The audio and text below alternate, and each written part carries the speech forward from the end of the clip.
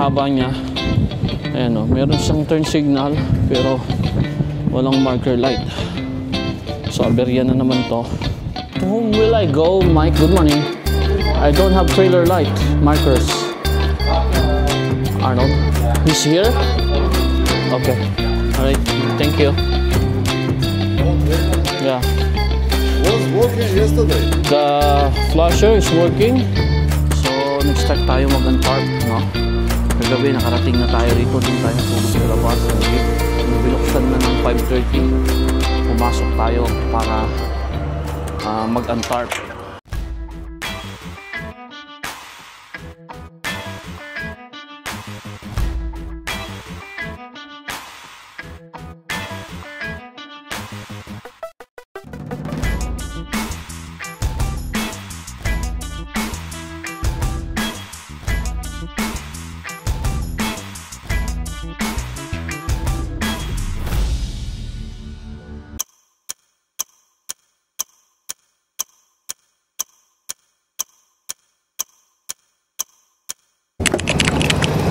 Good morning mga kapatid, good morning.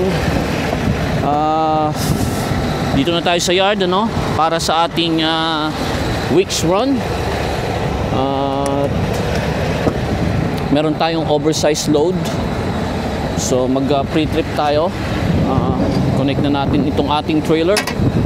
As usual, same routine. Ano? Walang pagkakaiba masyado. Although ito is oversized load, ano? Mahaba siya, 60 feet. Oh, natin to. Problema. Okay. Nagdumi na tong ating ano. Mali ang suot-suot ko na ano. Pero sige, okay lang para malabahan na rin ito. Gusto natin ang ilaw.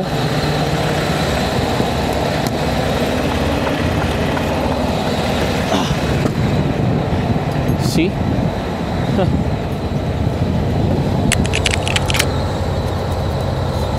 Walang trailer light, di ba? Oh. Kita niyo yan? Wala, di ba? So may problema to. Hindi ako makakaalis pa dito.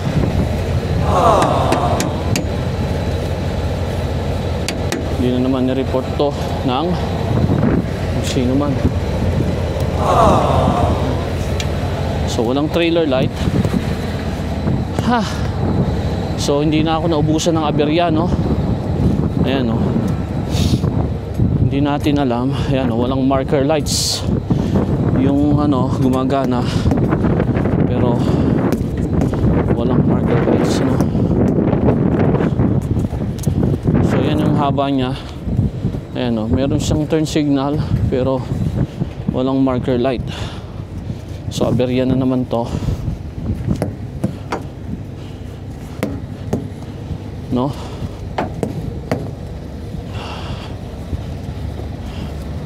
Winigil-wigil ko na pero wala pa rin. Ano to? Ano to? Hindi naman sa atin yan, ano? Hari ko. So i-report natin, ano. So gagawin pa nila yan.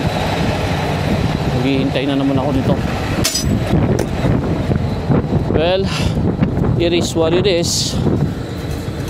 Merong talagang mga ganyang pangyayari, no?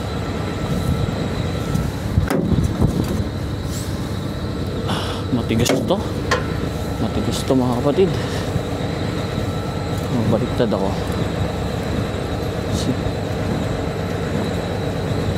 Low gear muna hanggang sa maiangat niya ng konti. And then high gear natin.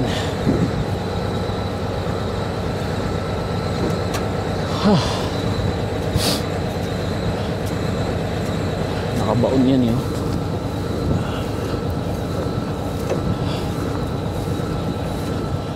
Ayan, umangat na. Dali na yan.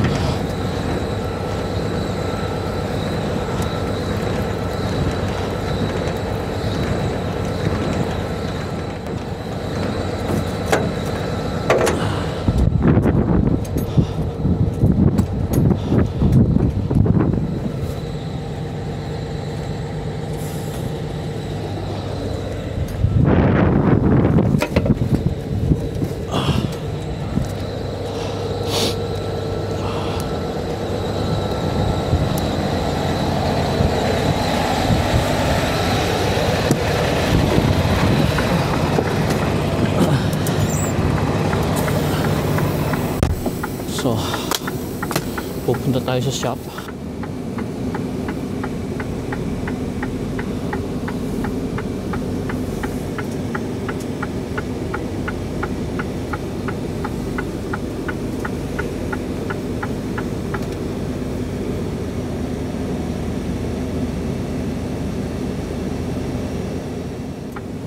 Tanungin muna natin kung saan tayo papasok. No?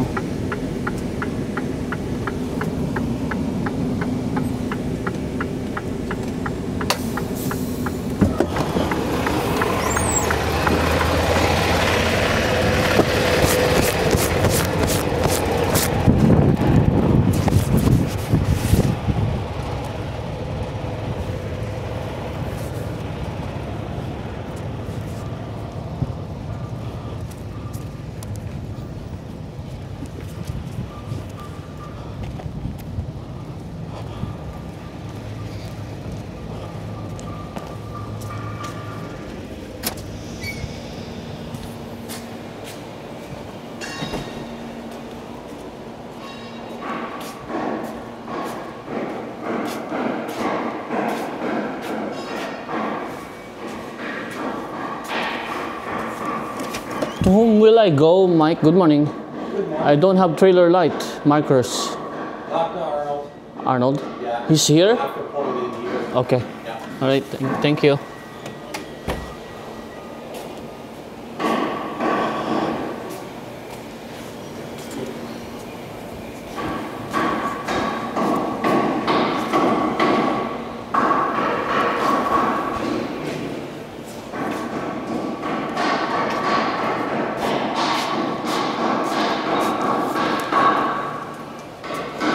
So mga kapatid, dito tayo sa kunin natin yung susi natin.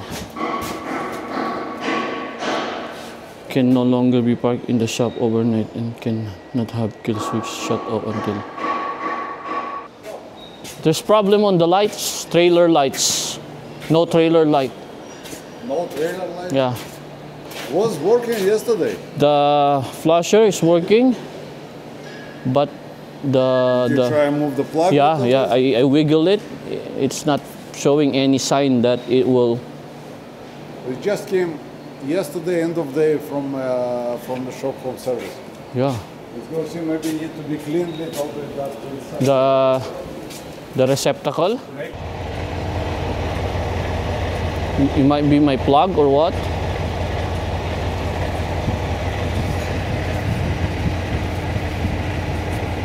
Plug and trailer good too. Maybe my plug on the truck. I think it's just maybe have to remove that. There's no pressure on it.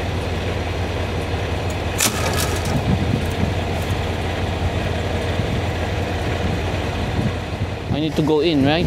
Yeah. Oh, Talk to Arnold, see what he says. yeah. Because this delivery is 5 a.m. tomorrow in Saskatoon. I don't know if I can travel nighttime with this. Probably not. Yeah, that's what I'm Oversized. thinking. Yeah. They might How come it's 35? 29. So it's, you have permits for that? Yes. It's too long a front on the back. It's 35. Yeah, that's why it's oversized. Yeah, but it's also on I can check the permit while they're working on the lights. yeah. Check how much it's supposed to be from 52 feet trailer. Are, It's supposed to hang. are they on break right now? Yeah, it is break. But go talk to Arnold. You probably gonna end up wait one. Okay.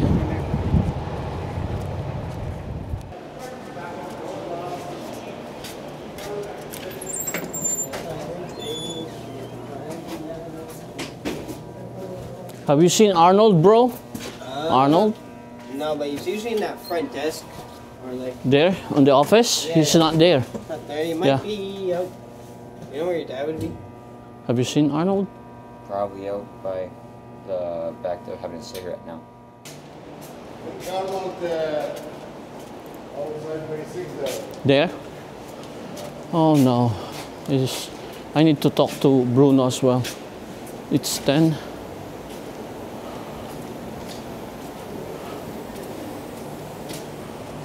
Hi sir, good morning. Morning.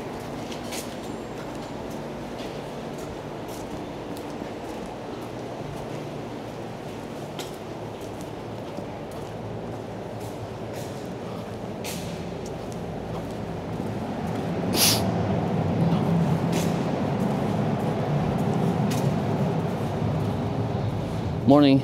Morning. Sir Arnold, trailer lights not working? Well, you have to wait till we got open to bring it in. Gonna be after break sometimes. Okay. What bay can I park it? Because Well, I'm it's gonna already be Bay 1. Bay 1. This load is it's a delivery of 5 a.m. tomorrow, and it's an oversize. I don't know if I can do it. Saskatoon is around 10 hours now, and I can't run nighttime.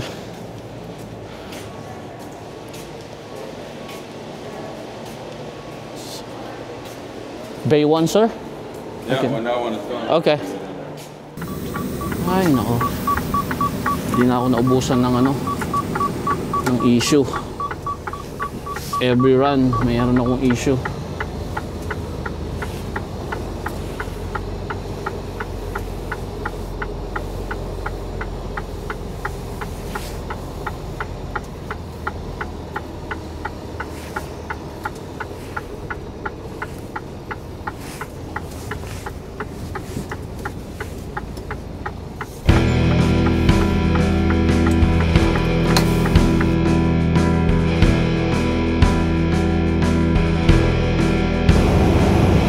Good afternoon mga brother, mga kapatid, We're heading to Saskatoon para sa ating run ng week na ito. It will be a very short trip kasi Saskatoon lang, that's 10 hours away sa yard. And then from there, meron na tayo kaagad ng reload, crush metal or metal bale, crush metal bale, hindi natin alam, pero meron na pabalik ng Winnipeg. So mangyayari niyan is kung ma-unload ako bukas ng umaga, which is 5:30 a.m. maaga, ma-reloadan din tayo ng umaga bukas. At I think bukas makakabalik na tayo kaagad ng Winnipeg. And let's see kung bibigyan pa uli nila ako ng isa pang load. Kasi kailangan na at least Sabado nasa bahay ako kasi by Monday start na ng aking vacation leave. So tingnan natin kung ano mangyayari. Kung ito na yung last load ko bago ako magbakasyon, then so be it. Ayan yung tren sa gilid natin, tanker train, yung mga, ewan ko ano yung hinohold niyan, mga oil siguro yan, basta liquid yan o chemical, dugtong-dugtong yung yung humihila, parang marami siyang hinihila, 1, 2, 3, 4, 5, 6, 7, 8 walong may makina na tren, baka hinihila lang din yan. Dumi masyado itong salamin ko, hindi man ako gumamit ng washer fluid ngayon, mukhang mukhang sa kalsada. Ayan, ang lilimay doon sa lamin ko. Ayan, Canadian Pacific. Ang dami nila, So ilan kaya ang gumagana dyan na bagon? I mean, na tren na may makina. Lahat kaya yan? Kasi ang haba niyan ang hinihila nila puro chemical tanker So mabigat yun, sigurado. So baka kailangan talaga ng maraming humihila,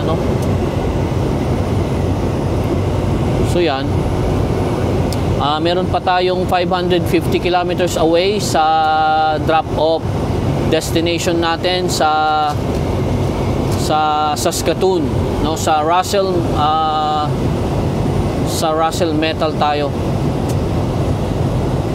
Ang drop-off natin is sa Saskatoon, Saskatchewan. So mamayang gabi, nandun na tayo. papark na tayo dun sa company kung saan ko i-drop ito para pagbukas ng umaga makakapag-untarp na tayo kaagad.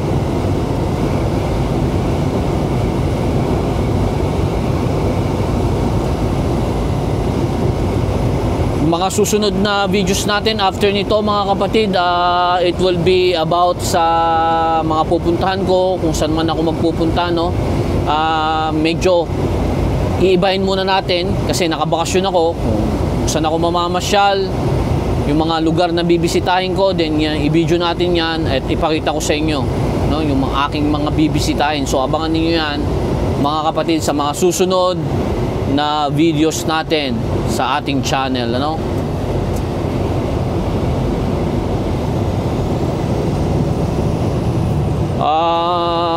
Nakita nyo naman kanina ang ating load is oversized, ano? Mahaba siya. Yung length niya is 60 feet, ano? Nilagyan ko siya ng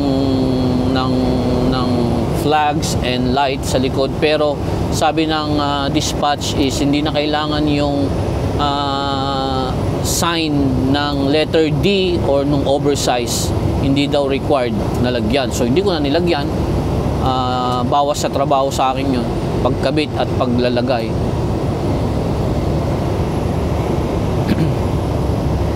And yun lang, gusto ko lang kayong i-update na short run lang tayo ngayong week. So far wala namang pagbabago, same routine, no? Nagda-drive ako, walang masyadong kakaibang pangyayari.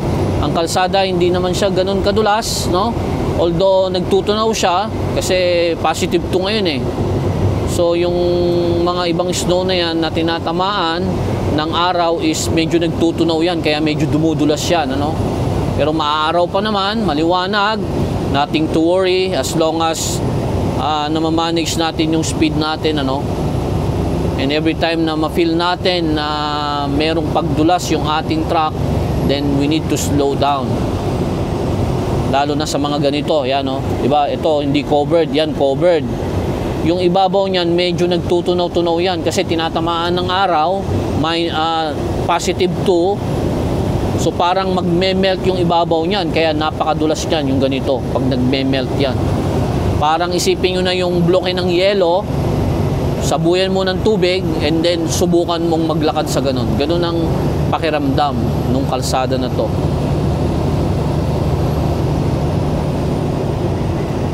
So yan lamang ang ating update.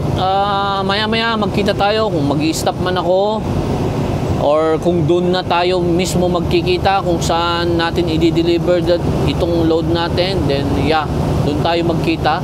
Tignan nyo to mga kapatid, ano? Parang nasa ibabaw tayo ng ulap, ano? Ayan, nanggagaling dito yung hangin, yung snow dyan sa field, itinataboy niya papunta dito sa kabila, kaya dumadaan dito sa kalsada.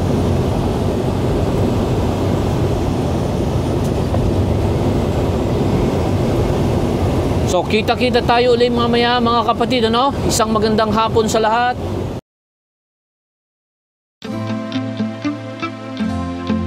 Mga kapatid, morning. So nag-start tayo mag-untarp, no? Kagabi nakarating na tayo rito, doon tayo natulog sa labas ng gate. Nung binuksan na ng 5:30, pumasok tayo para mag-untarp. So almost done. Bali 3 tarp yan, ayun sa baba yung isa, ito yung 2. Patapos na tayo. Maagang masahe, no?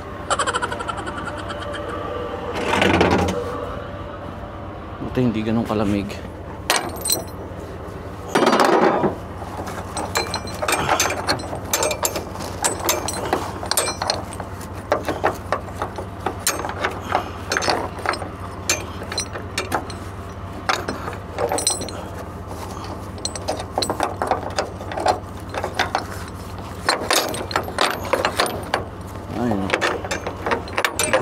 Ginamit ko nito.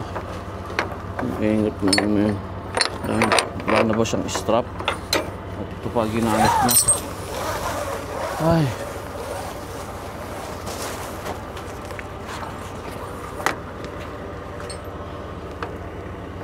Konti na lang ma-untarp na to, no? Then meron na tayong reload. Punta lang tayo ng truck stop para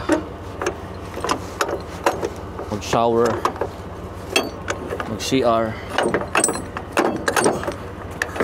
and pick upin na natin yung reload natin. Tapos mamayang gabi, kung ma-pick up natin ngayon, mamayang gabi nasa Winnipeg na.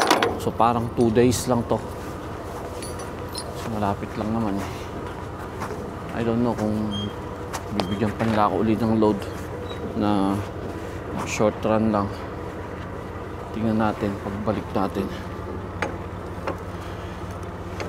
Bibigyan pa nila tayo ng load.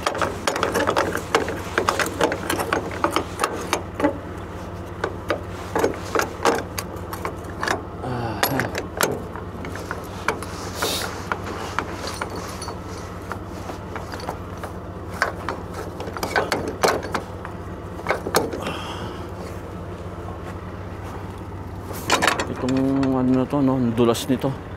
Nag-skid dito yung ano, yung gulong natin. Kasi compact ice na to eh. Yung ruta nito dahil oversize, Highway 16, no? From Portage Lapierre dun sa may stoplight, kumanan ako ng 16 all the way ni Pawa, Yorkton. Madulas yung kalsada doon.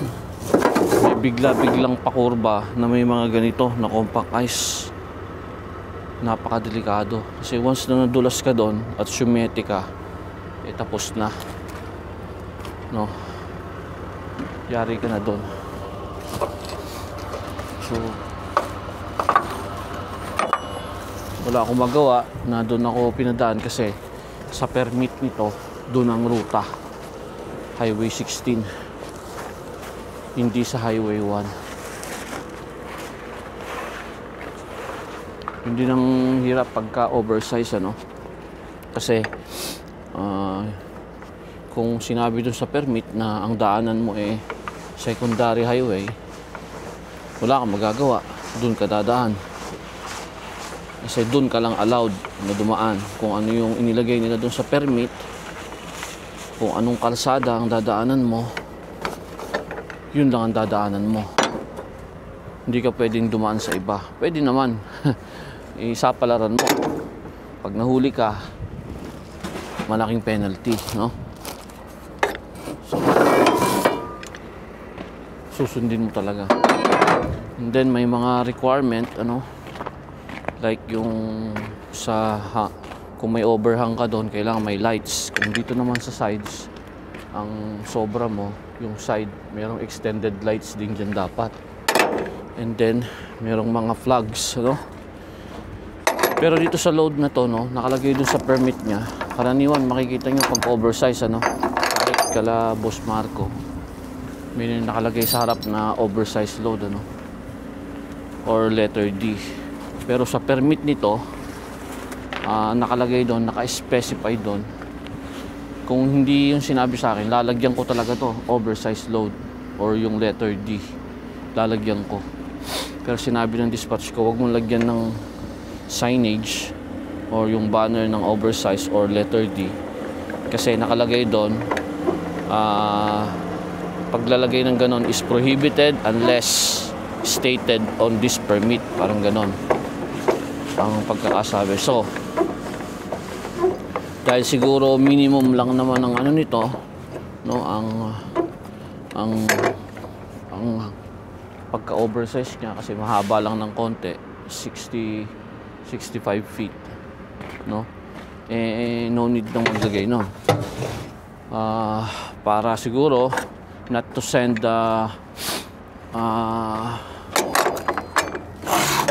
information sa mga ibang travelers na kailangan nilang gumilid, gano'n.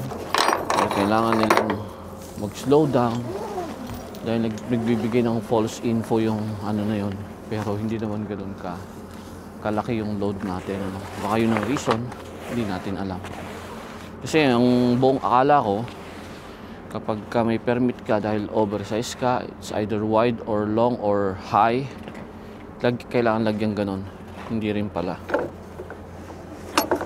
So, yun.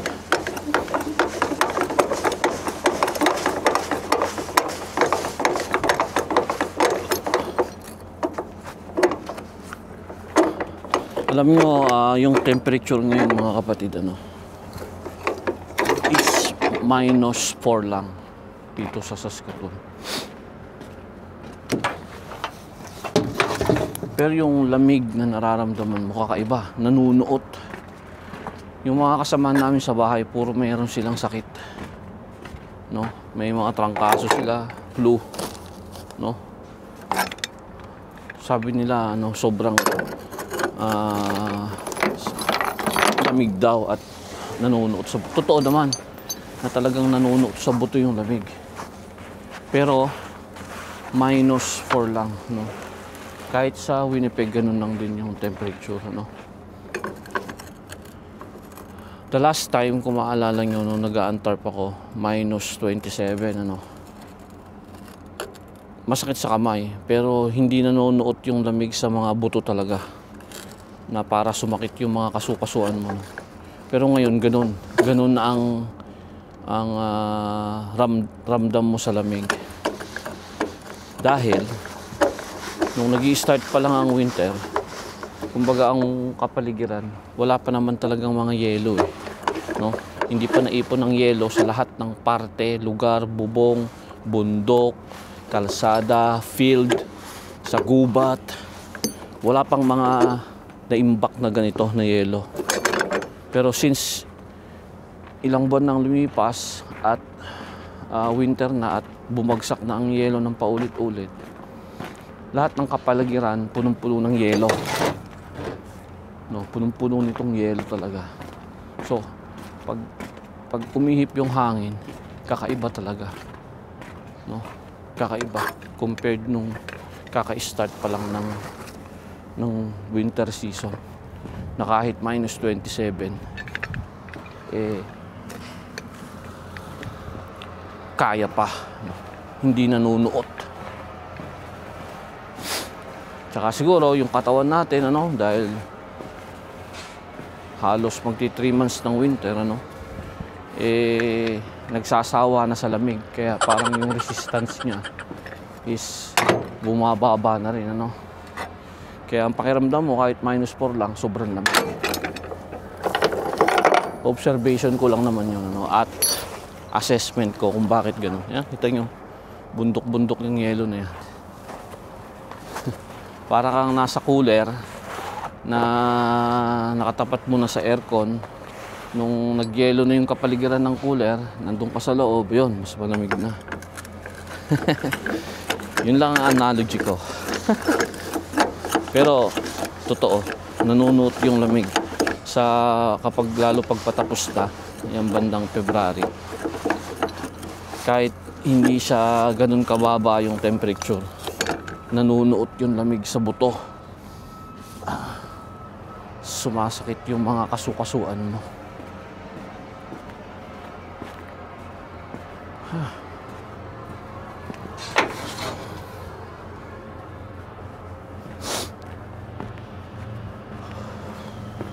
So, matatapos na to mga kapatid, ano? Then, balik ako mamaya. Pasok tayo dun sa loob.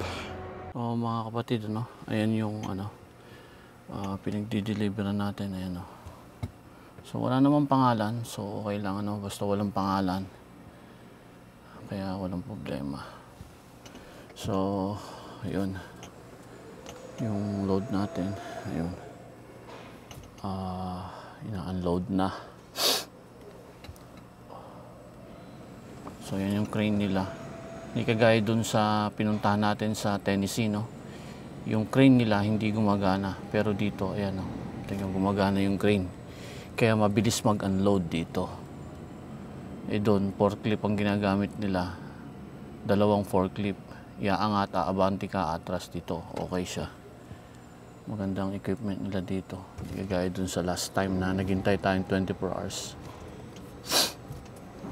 So after nating ma-unload, larga na tayo.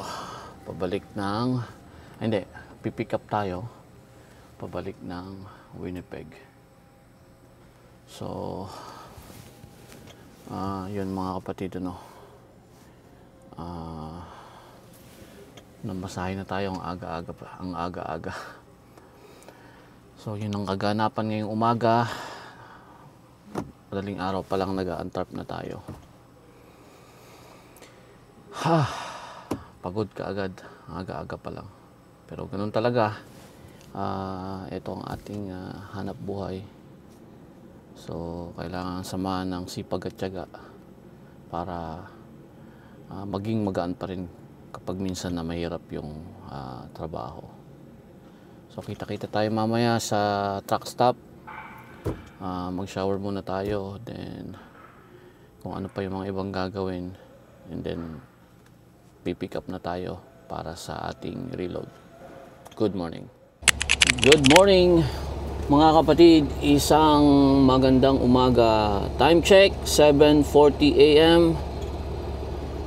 Location Weyburn, Saskatchewan. So hindi na tayo umabot kahapon sa ating reload dahil hanggang 3 PM lang sila. So advice sa akin this morning 8 AM. So ready na tayo na pumunta doon sa pagpipick upan natin. Meron lang sigurong mga 10 kilometers away. Please drive to highlighted route. Actually 6 lang pala yan, 6 kilometers away. Meron isang New Hope din. Kagabi kinatok ako kahapon. Si Brian, puti, yung may edad na rin. Pipick up din siya sa kung saan ako magpipick up. Nag-stop ako rito sa Co-op. Dito na nagpalipas ng gabi. So ready na tayo para kumabante. To go na tayo. Masyadong maliwanag pa itong itong display na kasi gabi pa. Babaan natin. Ayan. So crash car ang ating load, mag-chain ako niyan sigurado. Maya-maya ipapakita ko sa inyo kung paano kami mag-chain para dun sa mga body natin na sumusubaybay sa ating channel na kahit paano pumupulot ng konting information on how to secure yung load, makikita nyo, no? So mag-chain tayo. Pag crash car yan, siguradong kailangan chain ang ilalagay, hindi pwedeng straps. Rule yan dito. So tara na, tapos na ang aking pre-trip. Ang oras 16 minutes na, so pwede na tayong lumarga. I-message ko lang sandali yung si Brian na sabihin ko na papunta na ako doon. On the move.